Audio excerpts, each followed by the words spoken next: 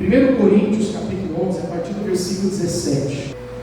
Diz assim: dissensões nas ceias dos irmãos.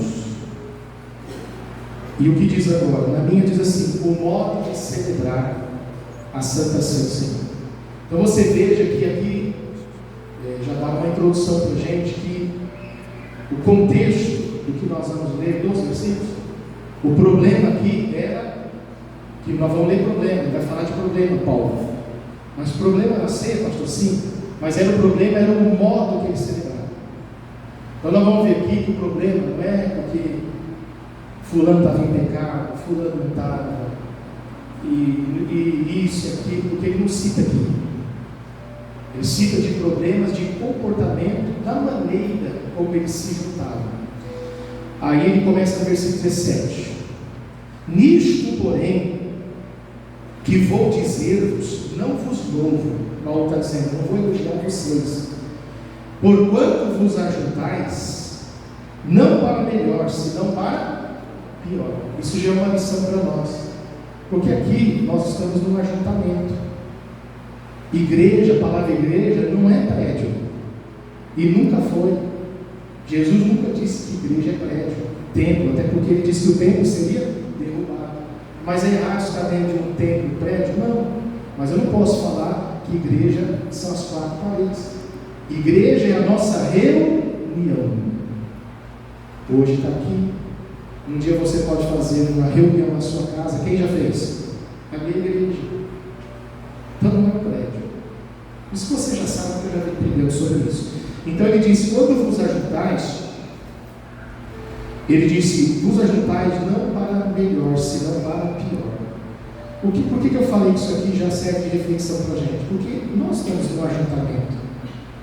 E quando a gente sai daqui, irmãos, como é que a gente sai? Pior ou melhor? Infelizmente, existem pessoas que quando se juntam ao nosso meio, saem pior. Que sai reclamando, sai falando mal, fala mal do pastor, fala mal dos obreiros, fala mal da igreja. E não só isso, se comporta contrário completamente do que ouviu, que aprendeu. Então a gente tem que ver, isso serve para mim também. É óbvio que essa palavra também se pegar para vocês, pegando para mim. Então esse nosso ajuntamento não pode ser para pior, tem que ser para melhor. A gente melhorar cada dia, como ser humano, como próximo. Não melhorar a religião, a religiosidade. Porque Deus não está preocupado com isso, irmãos. Deus está preocupado com a performance religiosa. Porque culto para Deus não é esse aqui o que mais importa para Ele. É quando acaba esse aqui, é quando Ele sai daquela porta para fora. Aí que começa o culto verdadeiro. Por isso que Paulo disse: culto racional. Paulo disse: rogo-vos, pois, irmãos, que apresenteis o vosso corpo em sacrifício vivo e santo e agradável a Deus, que é o vosso culto racional. Ele estava falando para os romanos, que aí no versículo 2 ele diz: não vos amoldeis ao sistema desse mundo. Naquela época, ele queria dizer o sistema político, também o sistema do mundo, se referindo ao pecado, mas principalmente o sistema religioso, porque a religião naquela época também era muito mais forte do que hoje. Então, quando Paulo diz: não vos amoldeis ao sistema desse mundo, ele estava falando para romanos recém-convertidos, cristãos que estavam acostumados com a religião judaica e com várias religiões que tinham na Grécia e tantos outros lugares. E aí ele fala assim, olha, no versículo anterior: rogo-vos que vocês se apresentem como um sacrifício vivo. E ele não estava falando de coisas religiosas, de rituais religiosos. Então o sacrifício vivo, vou subir uma escada. Não, nada disso. Deus não quer isso. Ele estava falando: o sacrifício vivo é a maneira como eu vivo lá fora. É como eu me dou lá fora para Deus. É quando eu nego a raiva. É quando eu nego a mim mesmo. É quando eu nego as minhas próprias vontades, o sentido de falar mal dos outros, de fazer mal para as pessoas. É isso. Amém? Então, isso foi só um paralelo, tá? Para você entender que isso aqui é um ajuntamento. E esse ajuntamento tem que surtir o efeito para nós o quê? Nos melhorar. Diga amém. Aí ele continua no versículo 18: porque antes de tudo, ouço que quando vos ajuntais na igreja, há entre vós dissensões. e em parte não creem. A igreja de Coríntios foi uma igreja que trouxe muito problema para o apóstolo Paulo, porque o problema dela era isso, era dissensões, muitas brigas, competições. Lá no 1 Coríntios 3, ele chama eles de carnais. Vós sois carnais, porque há entre vocês inveja, contenda e um monte de coisa. Então ele tinha essas dissensões. Versículo 19. Aí ele diz: e até importa que haja entre vós heresias. Ou seja, Deus até permite que às vezes haja entre vós heresias. Para quê? Para que os que são sinceros se manifestem entre vós. Quer dizer, a verdade se manifeste.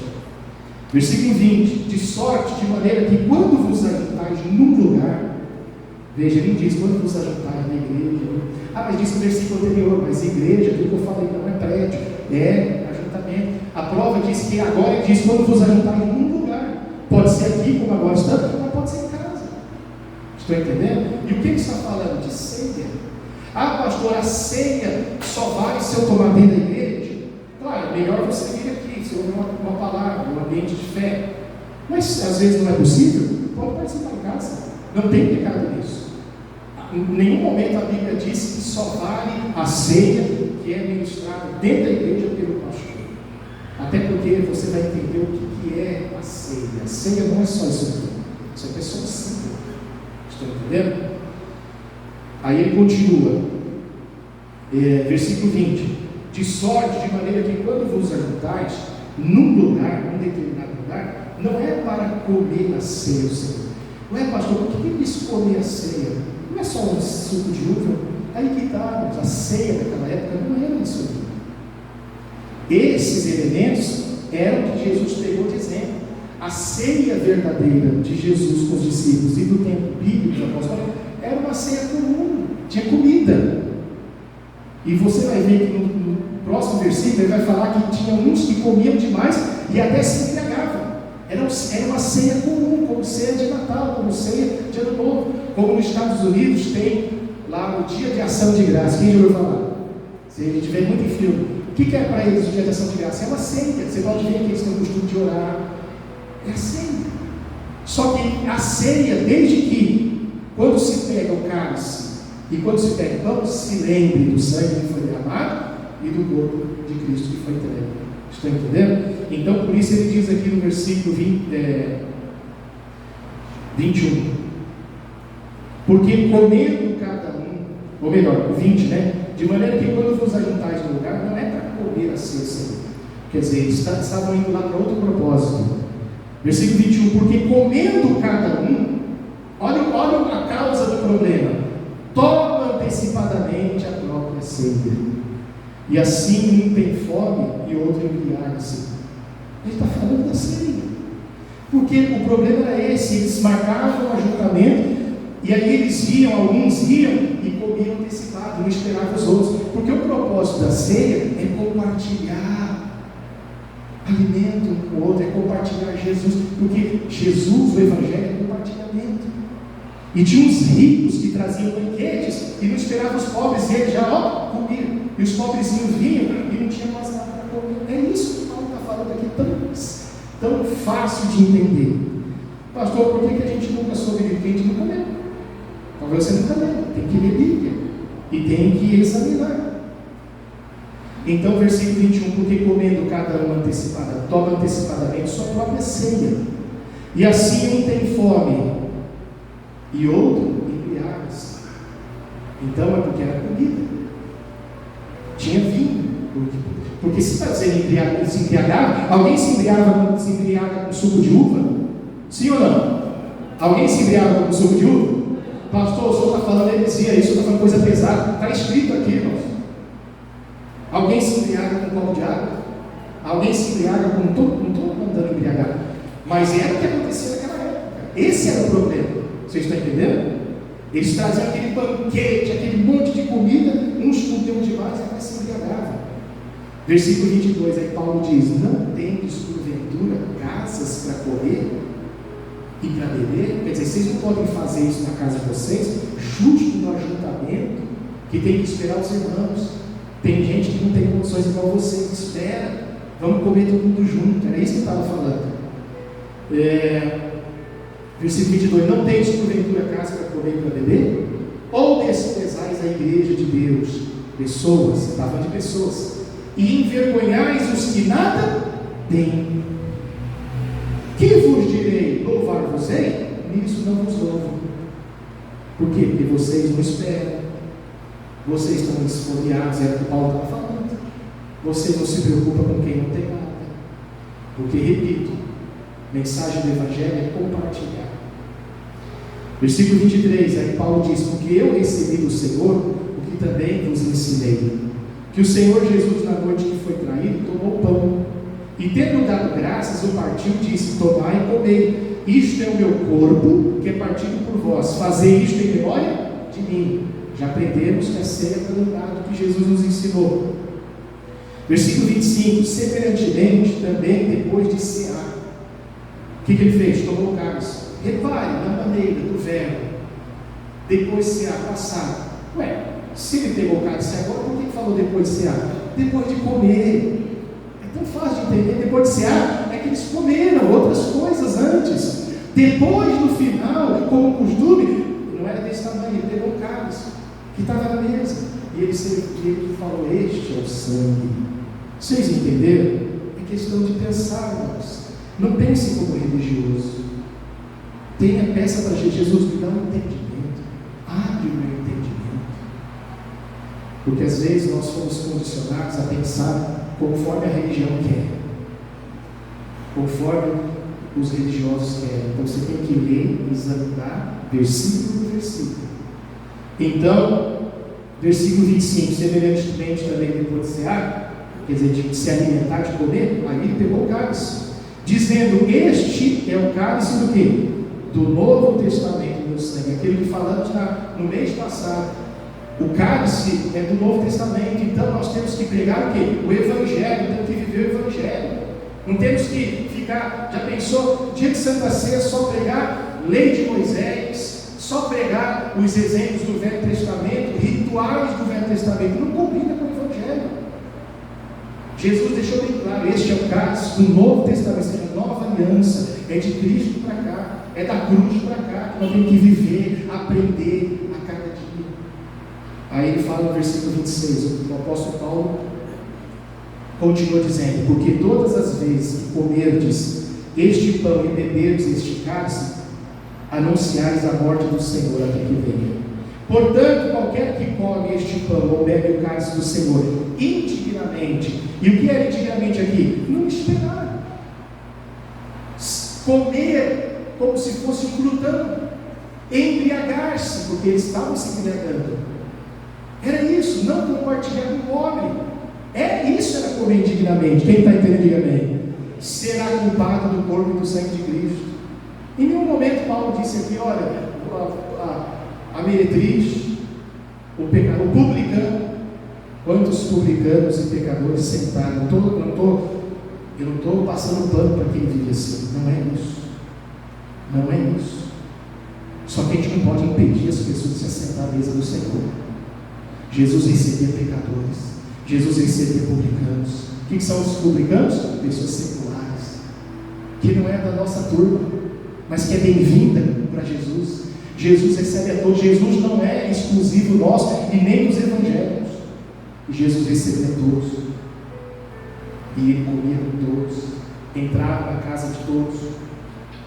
E aqui, então, ele fala no versículo 27 agora: portanto, qualquer que comer o pão e o cálice do Senhor indignamente, será culpado do corpo e do sangue do Senhor. Examine-se, pois, o homem a si mesmo, e assim coma deste pão e beba deste cálice. Quer dizer, veja se você está vivendo desse jeito que a gente leu no contexto, desde o versículo 17.